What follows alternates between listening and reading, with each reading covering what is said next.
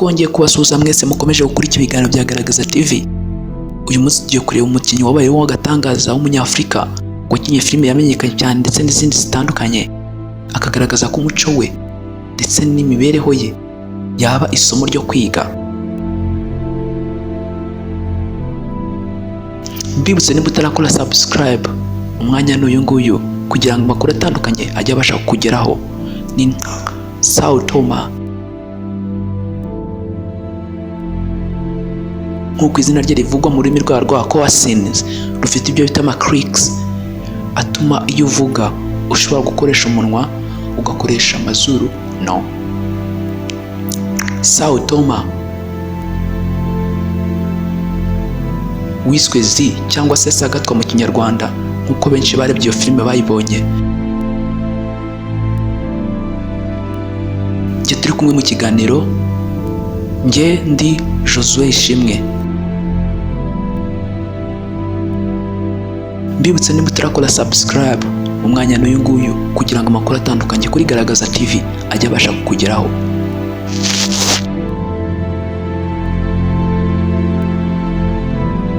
Sao Toma cyangwa se Z nk'uko akina muri iyi filime ni umu-bushman cyangwa se wo mu bwoko bw'aba-Coasin, akaba ari abantu bagendera ku mico gakondo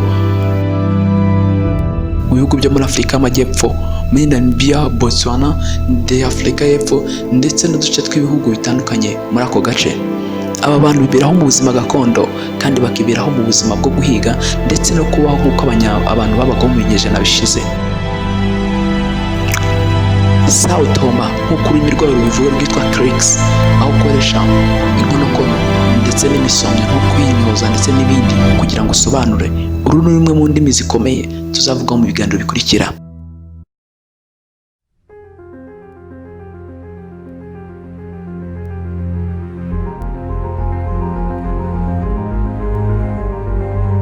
Uyu mugabo rero niwe waje kwifashishwa muri filime yitwaga Gods Must Be Crazy.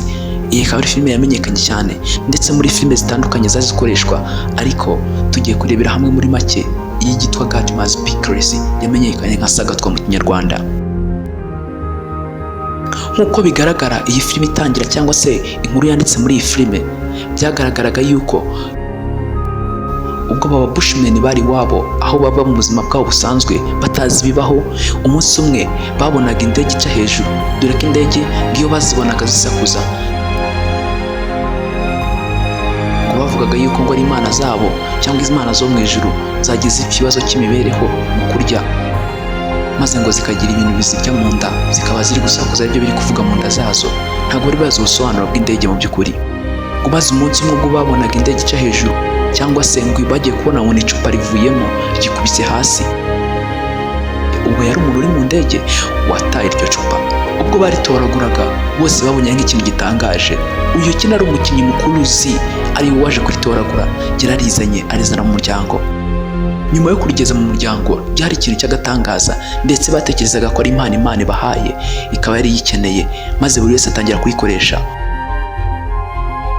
Umwe yarikoreshaga nk'iryo kunywesha, undi akarikomeresha nk'umwirongi wo kuvugiriza ndetse n'igikoresho cyiza cya muzika, ndetse abandi batangira kurikoresha mu gutegura impu ndetse no kuzibobeza, maze riba icupa ryiza cyane. Abandi batangiye kurikoresha mu bintu bitandukanye ku buryo buri wese yumvaga ashaka kurikoresha mu kanya undi wese arikeneye.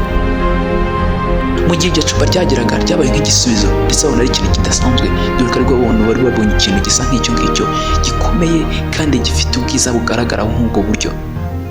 Buri wese yatangiye gushaka kurikoresha mu gihe undi nawe ashaka kurikoresha, maze bitangira kuba ikibazo ko buri wese yumvaga ashaka kubirya. Mu gihe gitoya yari itaye gutera umwivumbagatanya ndetse n'umwiryane mu bantu, kandi koko mu muco wabo bigaragara ko batagira ibyo ngibyo. Nibwo byatangiye bigera aho bitera ikibazo, maze uwo yitwa ni Sao Toma cyangwa se uyu nguyu witwa Z wakinnye muri iyo filime afata iryo cupa ajya kuritaba ahantu. Nijoro impyisi yaraje iraritaburura nayo kuko yari yumvise ririho amaraso ko bari barikoresheje barikubitana ndetse banarikoresha mu bikorwa byabo, maze irarijyana. Mu gihe gitoya nayo yararitaye ikanze. Nijoro impyisi yaraje irarifata murarijyana, gusa igeze mu nzira indi nyamaswa nayo irayikanga irarita, maze undi mwana aza kuritoragura mu gitondo. Akirizana barongeye bararibona, ni Sao Toma cyangwa Z uwo wari wagiye kwita yari azi ko nta wundi muntu wamenya hano yaritaye, gusa byarangiye abonye umwana arizanye. Akirizana yarongera arimwaka kuko ryongeye guteza umwiryane mu bantu, buri wese ashaka kurikoresha. None yafashe umwanzuro wo kujya kuritaha isi irangiriye. Urwo ni rwo rugendo. Mu rugendo rero niho yaje kubona ibintu bitangaje, dore ko muri ako gace ngo harimo intambara yahuzaga abantu batandukanye, harimo n'inyeshyamba. Maze atangira kubona imbunda, imodoka n'ibindi binatarazi, dore ko yabonaga amapine y'imodoka ngo akabona ko arimo inzoka nyinshi zahanyuze cyangwa inzoka ebyiri zahanyuze. Tao Toma yaje guhura n'ibintu bitandukanye muri iryo shyamba, ndetse aza no kubona abazungu, dore ko ngo mbere y'uko nuko akiniye filime yari yarabonye abazungu 3 mu buzima bwe, kandi nababona ahantu hatari hafi. Ariko ubu ngubu ubwo none yaje kubona abazungu. Iyi filime isa n'ubundi n'ubuzima rusange ndetse n'ubuzima bw'ukuri bw'abaturage bo muri aka gace.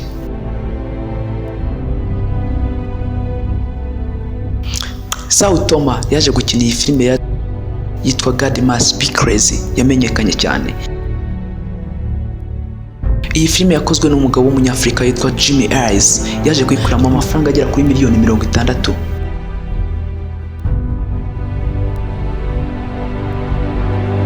ku madolari 300 gusa. Nyuma yo kumenya byinshi ku filime ngo yaje gutangara, maze nawe akajya acamo amafaranga abantu benshi anabahenda. Ngo mu mwaka w'1990 yakomeje gukina filime zitandukanye. Nyuma yaho yakomeje gukina filime zitandukanye.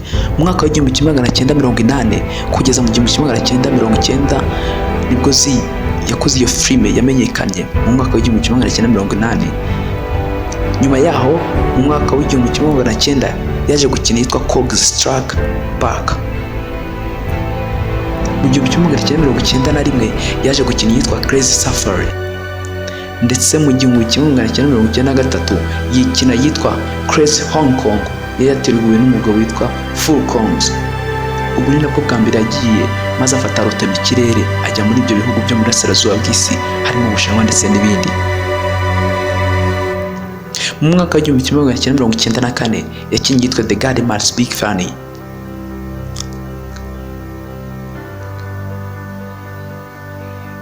Maze asoreza ku yitwa Gaseka Urune na Izaki.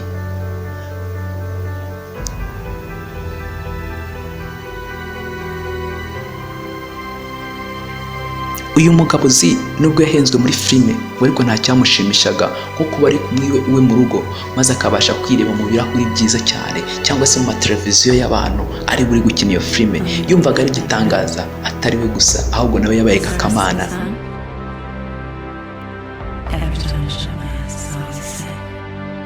Nubwo yaje guhendwa, ariko yahagiriye amahirwe, dore yuko yaje kuba umwe mu bantu bafite inzu nziza Windhoek, dore ko bamuhakiye inzu nziza irimo amazi ndetse n'ibindi byose nk'uko we yari yabisabye, kuko yumvaga ko amafaranga ntacyo amaze, maze ayituranamo we n'abagore be 3 n'abana be 6.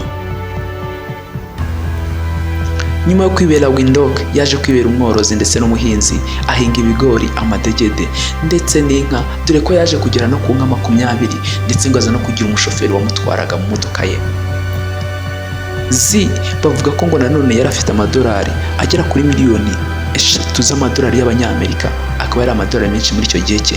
Bigaragara yuko ari umuntu ufite ubuzima bubayeho bwiza muri kiriya gihugu cya Namibia iwabo.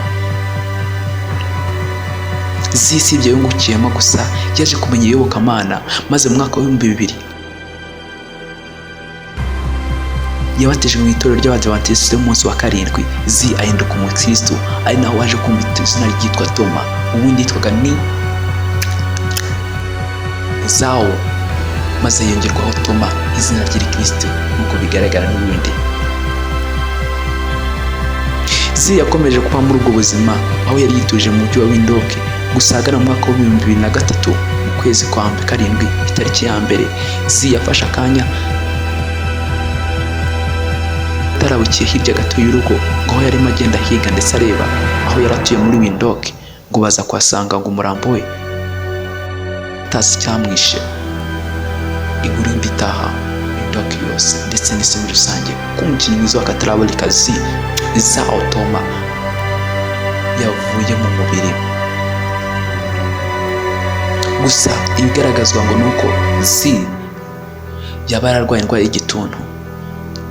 Ngayo nguko amateka muri make y'umukinnyi Zee cyangwa se Saga twamenyekanye mu kinyarwanda, Zao Toma wo mu ba Bushman Jesemo wa Kwasin, abantu basa nkaho bibera mu buzima busanzwe ndetse bwo mu gihe cyashize, ariko wabaye icyamamare kurusha abandi bose muri Afurika mu gukina filime, ndetse wanakinguye imiryango y'imikino ya filime nziza.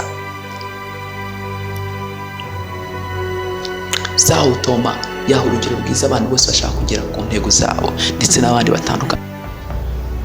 Iyi ni Garagaza TV, ngende Josué Ishimwe, mbibutse niba utarakora subscribe, umwanya ni uwo kugira ngo ibiganiro bitandukanye bijye bibasha kukugeraho. Nshimiye igihe cyanyu muba mwampaye, mugire Imana n'amafaranga.